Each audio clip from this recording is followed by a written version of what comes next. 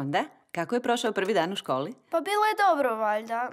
Nemam pojma. Jeste li ikada pogledali nekog i pomislili što se događa u toj glavi? Jeste primijetili ovo? Nešto ne valja. Moramo vidjeti što je bilo, ali trebamo podršku. Javi suprugu.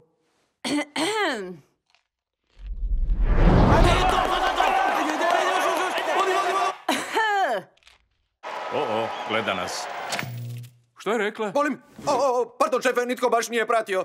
Treba baciti smeće. Opet nismo digli dasku. Što? Što je bilo, ženo? Što? Javi mu ponovno. Onda, Dušo, kako je bilo u školi? Jel mora tako svaki put? Zbog njega smo ostavili brazilskog pilota.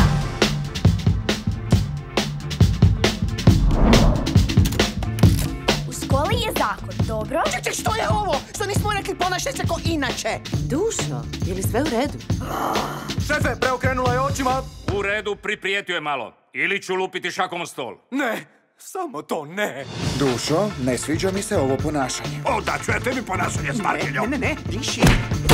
Pa što više hoćeš? Pusti me na miru! Bezobrazluk prve kategorije. Protumjera broj 2. Ne razumijem zašto se ponašaš tako bezobrazno. Siguran si da to želiš, tatice? Da, pa...